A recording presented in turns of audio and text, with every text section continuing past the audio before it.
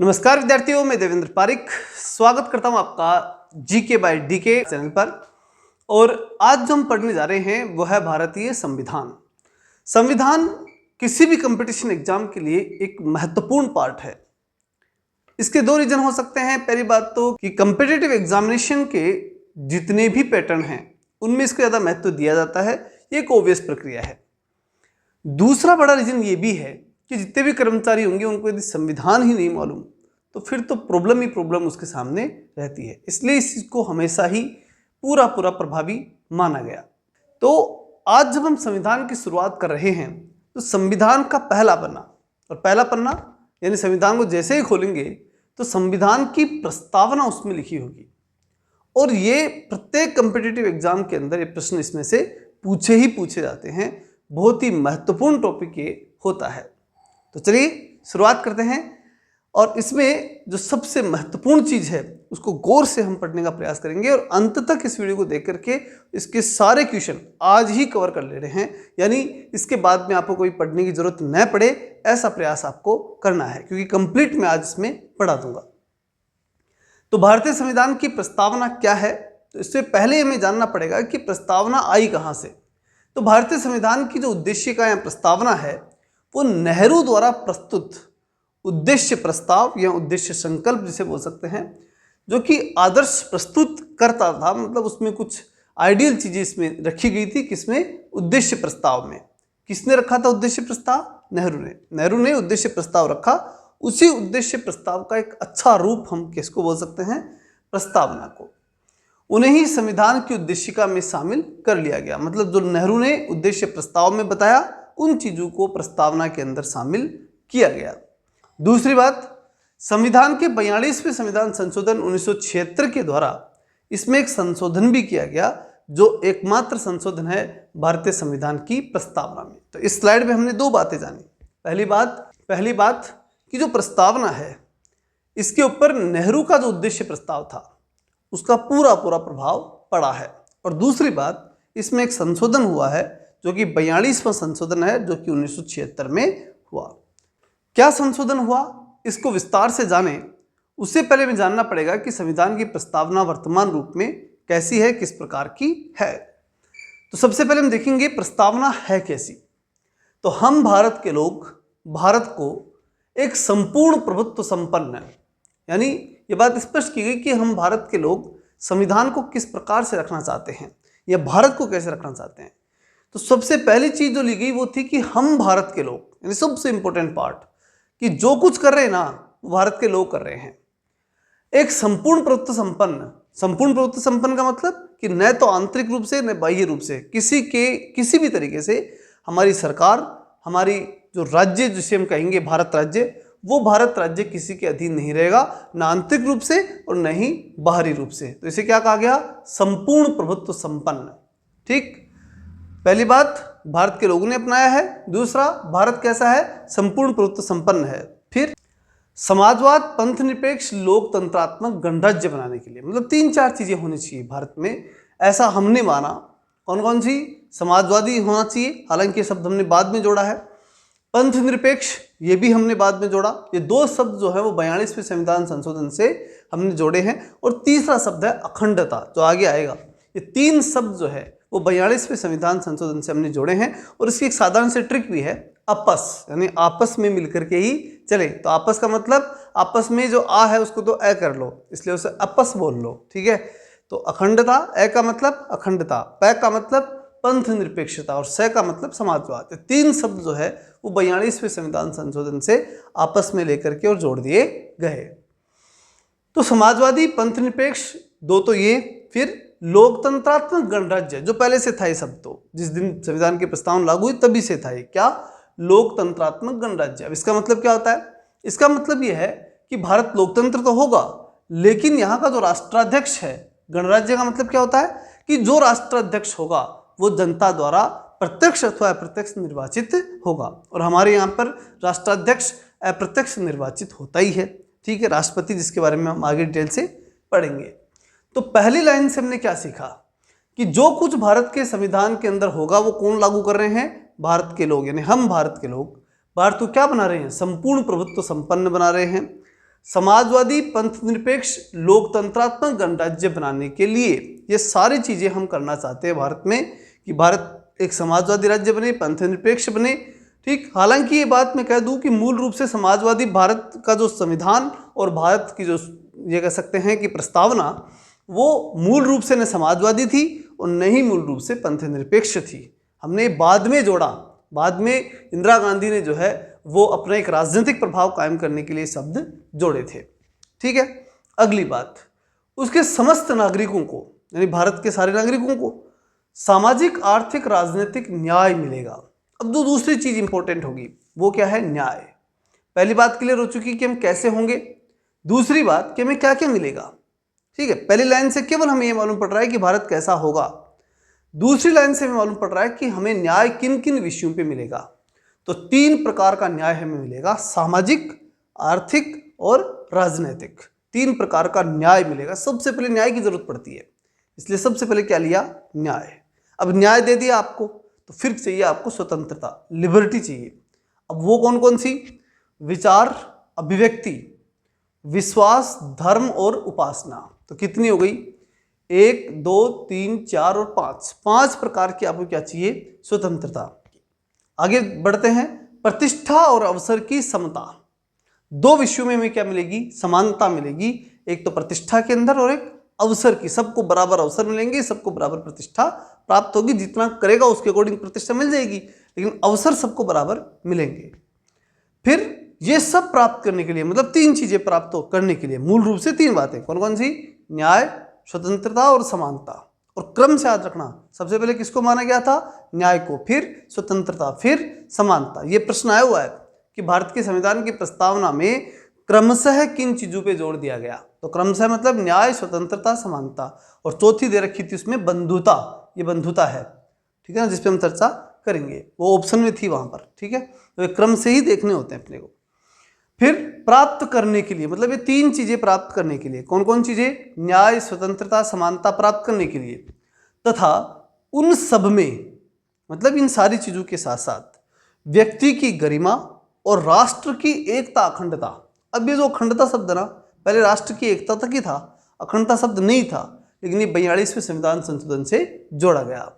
तो व्यक्ति की गरिमा और राष्ट्र की एकता, अखंडता को सुनिश्चित करने वाली बंधुता बढ़ाने के लिए, इन सब चीजों की जो है चीजों को सुनिश्चित करने के लिए, मतलब कैसे भी करके हमें राष्ट्र की एकता रखनी है, राष्ट्र को अखंड रखना है। और इन सब को सुनिश्चित कैसे कर सकते हैं आप?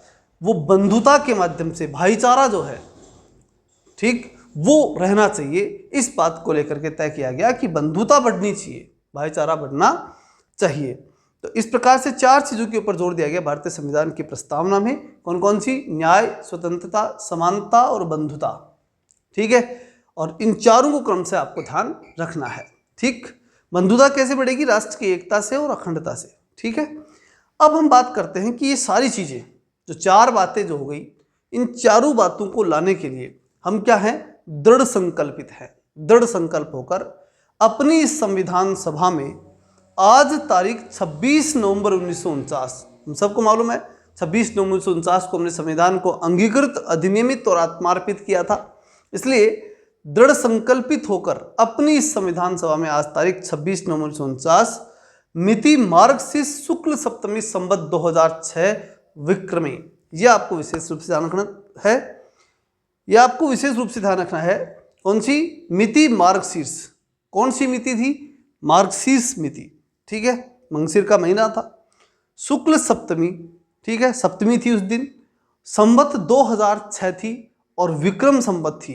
ठीक है, और इस दिन हमने भारतीय संविधान को अंगीकृत, अधिनियमित और आत्मार्पित, अंगीकृत कर लिया, अधिनियमित कर लिया, अपने ऊपर नियम लागू कर लिए उसके, और आत्मार्पित कर लिया, हमने पूरी तरह से इसे स्वीकार कर लिया। ये 3 चीजें हमने इसके अंतर्गत कर ली। तो कुल मिलाकर के मैं कह सकते हैं कि भारतीय संविधान की जो प्रस्तावना है, उस प्रस्तावना को हमने 26 नवंबर 1949 को मिति मार्गशीर्ष शुक्ल सप्तमी संवत 2006 को हमने अपना लिया। क्लियर? तो 4-5 चीजें आपके माइंड में क्लियर हो जानी चाहिए। पहली बात, हम भारत के लोग, ये सब कुछ है, इसका मतलब है कि सब कुछ डिसाइड किसने किया? भारत के लोगों ने। सारी संप्रभुता किसमें है? भारत के लोगों में। ठीक, समाजवाद, पंथ निरपेक्ष, लोकतंत्रात्मक गणराज्य मैंने समझा ही दिया। 3 चीजें ध्यान रखनी है, न्याय, स्वतंत्रता, समानता और बंधुत्व। ये 4 शब्द क्रम से आपको याद रखने हैं। और बाकी कब संविधान की प्रस्तावना जो है हमने अंगीकृत की, यह बात आप समझ गए। अगली बात आती है कि प्रस्तावना में कौन कौन सी बातें हमें विशेष रूप से ध्यान रखनी है। तो पहली बात, संविधान की प्रस्तावना को संविधान की कुंजी कहा जाता है। मतलब जहां संविधान में दिक्कत आए, आप संविधान की प्रस्तावना को पढ़ो और उसे तैयार कर लो, उसे समझ लो। ठीक है, आगे बढ़ते हैं। प्रस्तावना संविधान का आरंभिक अंग होते हुए भी कानूनी तौर पर उसका भाग नहीं है। प्रस्तावना जो है वो संविधान का आरंभिक अंग है, यानी शुरुआत के अंदर प्रस्तावना जो है वो है, पहले पन्ने पर ही है तो आरंभिक अंग है। लेकिन उसके बावजूद भी अगर हम ये कहें कि कानूनी तौर पर ये संविधान का अंग है तो नहीं है, क्योंकि कानूनी तौर पर वही चीज काउंटेबल की जाएगी जो आर्टिकल के तहत लिखी गई है। अब चूंकि आर्टिकल के तहत नहीं लिखी हुई, ये तो सार है एक तरह का, इसलिए कानूनी तौर पर यह संविधान का अंग नहीं माना जाता है। प्रस्तावना के अनुसार संविधान के अधीन समस्त शक्तियों का केंद्र बिंदु अथवा स्रोत भारत के लोग हैं। और निश्चित रूप से हमने कहा कि हम भारत के लोग, सब कुछ किसने अंगीकृत किया? हम भारत के लोगों ने ही अंगीकृत अधिनियमित आत्मार्पित किया। सारे काम भारत के लोगों ने ही किया है। इसका मतलब कि सब कुछ किस में निवास करता है? भारत के लोगों में ही निवास करता है। इसलिए संविधान के अधीन समस्त शक्तियां और समस्त शक्तियों का केंद्र कौन है? भारत के लोग हैं। मतलब प्रस्तावना भारत के लोगों ने ही ली है, संविधान भारत के लोगों ने अंगीकृत अधिनियमित आत्मार्पित किया है। अगर भारत के लोगों ने अगर कुछ परिवर्तन की सोच ली तो कर सकते हैं, कोई बड़ी बात नहीं है।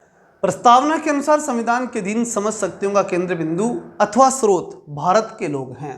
अब देखो, भारत के लोग सब कुछ है, प्रस्तावना भी बात करे कि भारत के लोग सब कुछ है, उनसे बड़ा कुछ नहीं हो सकता। और इसीलिए बात जब अब की बार जब चुनाव हुए थे और जब मोदी जी ने और उनकी पार्टी ने 400 पार का नारा दिया था, तो एक एजेंडा बना। उसमें कुछ नेता लोग जो बीजेपी के थे वो भी कुछ बड़बोले थे, उन्होंने भी अच्छा खासा सहयोग कर दिया बीजेपी को डुबाने और कांग्रेस को ऊपर थोड़ा उठाने में। उन्होंने कह दिया कि हाँ, अगर संविधान 400 पार दे दिए तो हम संविधान में जो है हटा करके और नई चीज़ें लागू कर देंगे। ऐसा बेतुकी बातें उन्होंने कह दी। देखिए, ये बात आपको हमेशा ध्यान रखनी है कि भारत के संविधान को हटाना मजाक नहीं है। इंदिरा गांधी जिसने सर्वाधिक सीटें, उसके बाद राजीव गांधी ने तो पूरे ऐतिहासिक रूप में सर्वाधिक सीटें प्राप्त की थी, वो लोग ही नहीं उठा पाए।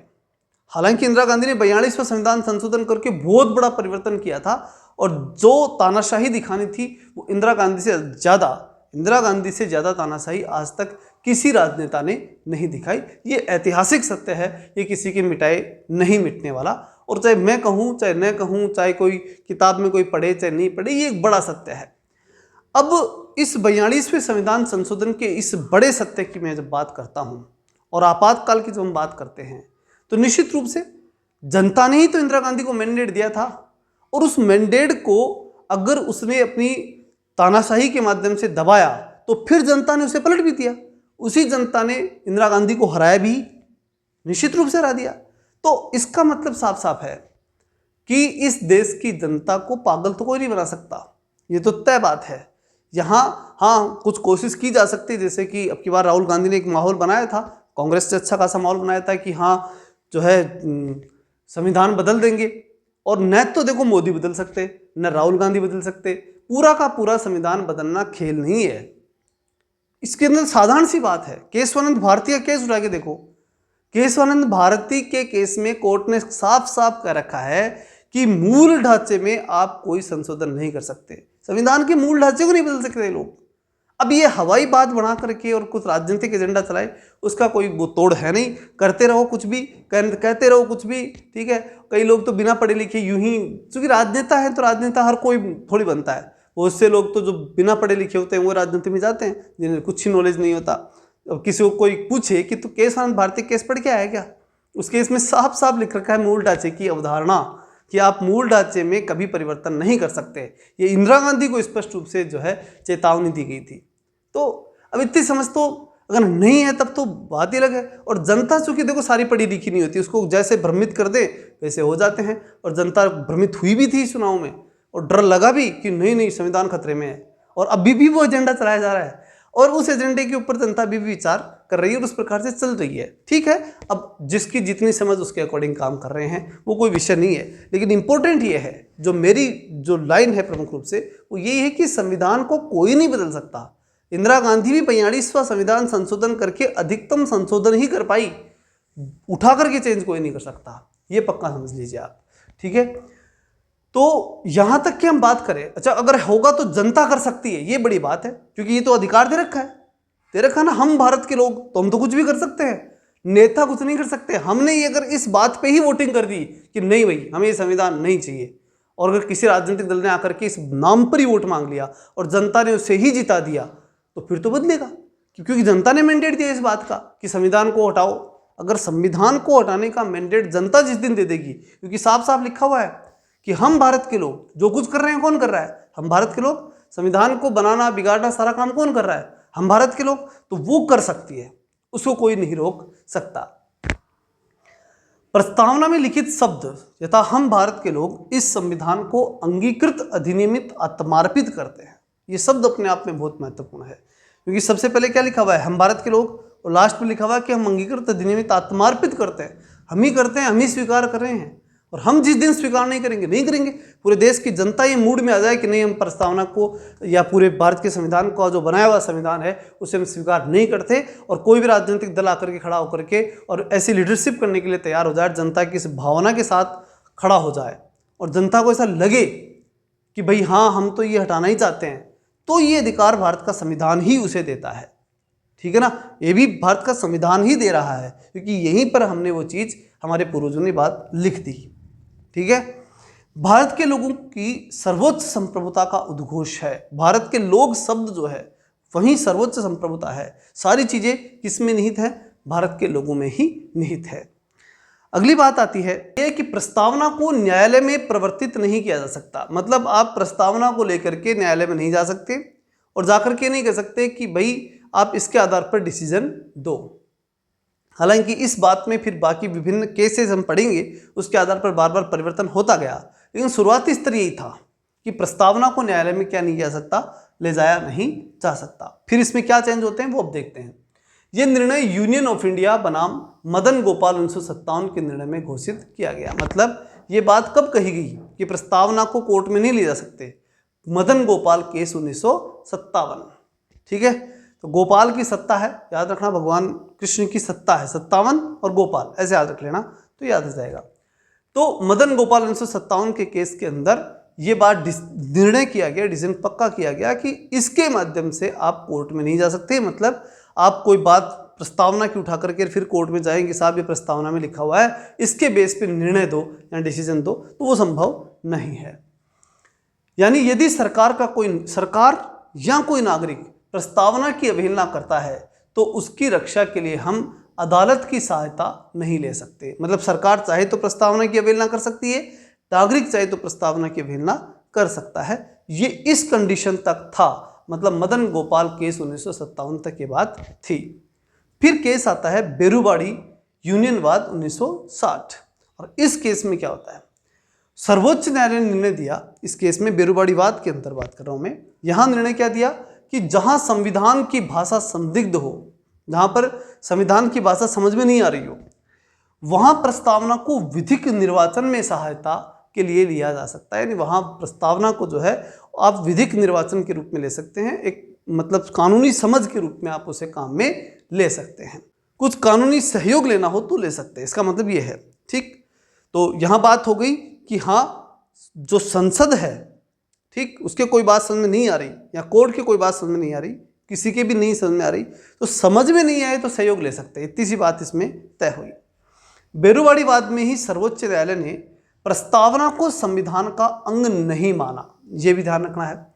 अगर आपसे पूछा जाए कि किस केस के माध्यम से सर्वोच्च न्यायालय ने प्रस्तावना को संविधान का अंग नहीं माना, तो बेरुवाड़ीवाद, इस वाद के माध्यम से ही प्रस्तावना को संविधान का अंग नहीं माना। मतलब कोर्ट ने कह दिया कि हमें नहीं बेरा कि ये प्रस्तावना का अंग है या नहीं, बेरुवाड़ी। ठीक है, इसलिए विधायिका प्रस्तावना में संशोधन नहीं कर सकती। अब चूंकि प्रस्तावना संविधान का अंग ही नहीं, तो विधायिका यानी व्यवस्थापिका जो कि संविधान में संशोधन कर सकती है, इतना अधिकार है, विधायिका एवं व्यवस्थापिका के पास इतना अधिकार तो है ही कि वो जो है संविधान में संशोधन कर सकती है वो संशोधन। अब चूंकि प्रस्तावना संविधान का अंग ही नहीं है तो फिर प्रस्तावना में संशोधन कैसे कर सकते हैं? नहीं कर सकते।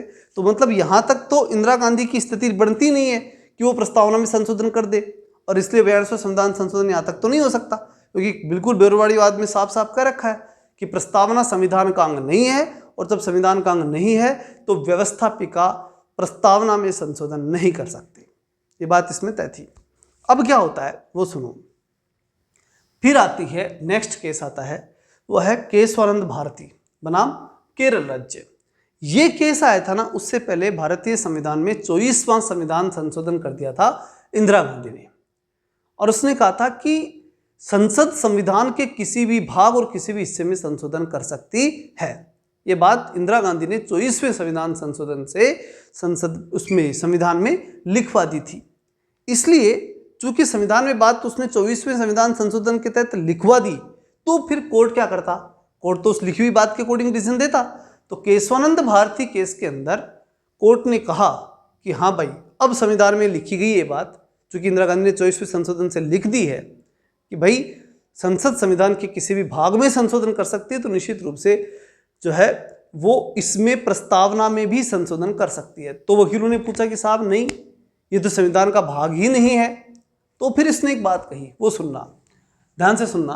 केशवानंद भारती बनाम केरल राज्यवाद 1973, यह आया था 1973 में कहा गया कि प्रस्तावना संविधान का अंग है।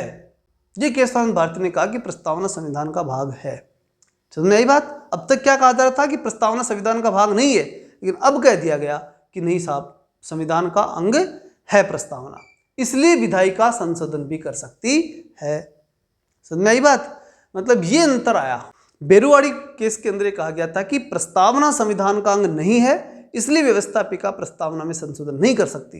लेकिन केशवानंद भारती ने कह दिया कि नहीं, प्रस्तावना संविधान का अंग है और इसलिए इसमें संशोधन हो सकता है।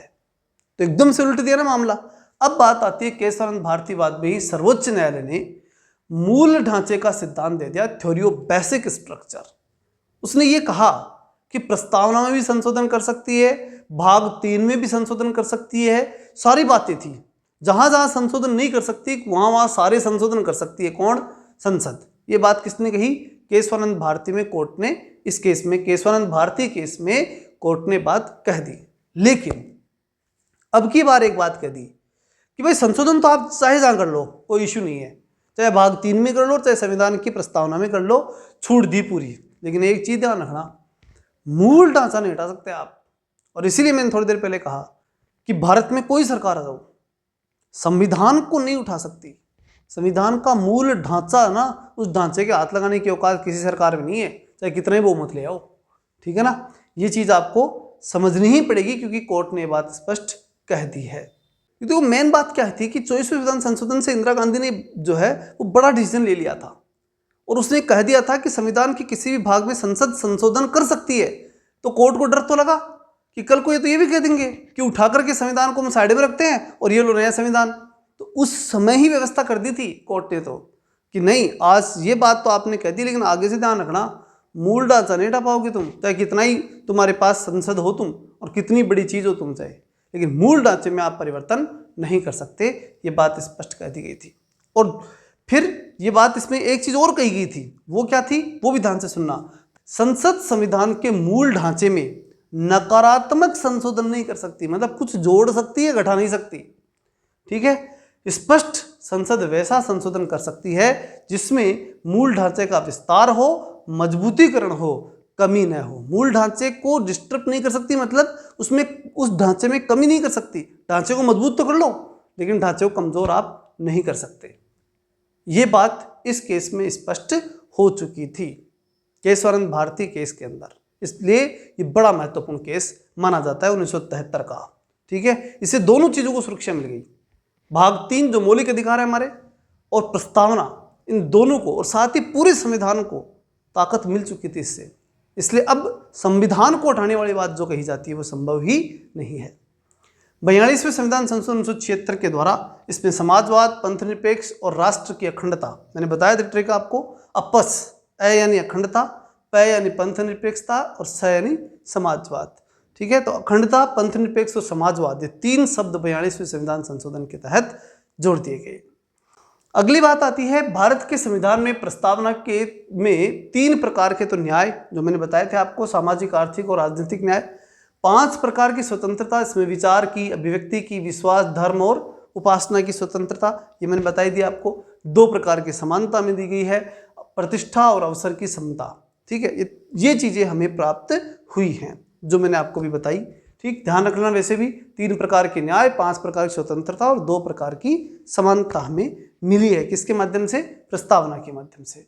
भारत का संविधान विश्व का सबसे बड़ा, लिखित और सर्वाधिक व्यापक संविधान है। अतः यह अंशतः कठोर है और अंशतः लचीला भी है। यह हमें ध्यान रखने की बात है कि भारत का संविधान थोड़ा बहुत लचीला और थोड़ा बहुत कठोर है। हालांकि लाइन जो है वो हमारी प्रस्तावना से रिलेट तो नहीं करती, लेकिन एक इंपॉर्टेंट कंसेप्ट के रूप में ध्यान रख लेनी है। लिखित संविधान की अवधारणा हमने फ्रांस से ली है, ये आप ध्यान रख सकते हैं। भारतीय राजनीतिक व्यवस्था में संविधान सर्वोच्च है, ये बात भी हम अच्छी तरह जानते हैं। और संविधान से ऊपर कौन है? भारत की जनता। ये बात मैंने बहुत डिटेल से आपको बता दी। भारत का संविधान अपना प्राधिकार भारत की जनता से प्राप्त करता है। भारत का संविधान अपना अधिकार कहां से ले रहा है? भारत की जनता से।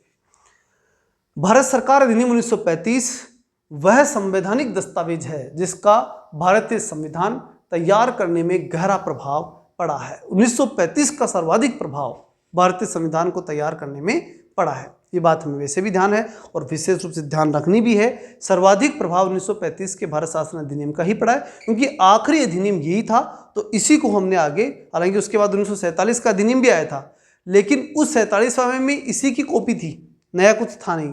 तो इसलिए हमने 35 वाला जो मामला था ना, 1935 का अधिनियम, वो सारा का सारा प्रमुख रूप से लिया। भारत के संविधान में संघीय शासन शब्द का प्रयोग कहीं भी नहीं किया गया है। संघीय शासन नहीं है हमारे यहाँ पर। ठीक है, फेडरलिज्म की व्यवस्था नहीं है, राज्यों का संघ है हमारे यहाँ। ठीक है, संविधान में भारत को राज्यों का संघ घोषित किया गया है, यूनियन ऑफ द स्टेट, राज्यों का संघ, न कि फेडरल स्टेट। ठीक है, ये चीज आपको विशेष रूप से ध्यान रखनी है। भारत राज्यों का संघ है, भारत जो है यूनियन नहीं है। और यूनियन होती है तो वो किसी न किसी संधि समझौते से जुड़ी हुई रहती है, और फिर उसमें टूटने की संभावना रहती है। जैसे कि यूएसएसआर टूटा था, सोवियत संघ टूटा था, और अब वहाँ उसका प्रतिनिधि राष्ट्र जो है रूस ही बच गया। ठीक, तो ये बहुत बड़ी बात है कि हम टूट नहीं सकते, कभी चाह करके भी नहीं टूट सकते, और टूटने की संभावना ही नहीं है, क्योंकि हम संघात्मक राज्य नहीं है। हम जो है वो राज्यों का संघ है। संघात्मक राज्य की विशेषता हमारे में पाई जाती है। ठीक है, लेकिन किसी भी कंडीशन, फेडरल स्ट्रक्चर है हमारा, लेकिन फेडरल स्टेट हम नहीं है। ठीक है, हम राज्यों का संघ है। तो ये थी आपकी भारत के संविधान की प्रस्तावना। निश्चित रूप से आपको अच्छी लगी होगी, और अगर अच्छी लगी है, ठीक है, और नए हैं तो चैनल को सब्सक्राइब जरूर करें। और अगर आपको अच्छी लगी और आपको लगता है कि इसका फायदा अन्य विद्यार्थियों को हो सकता है तो शेयर जरूर करें, और लाइक तो करना ही है। चलिए मिलते हैं नेक्स्ट वीडियो में, तब तक के लिए जय हिंद, जय भारत।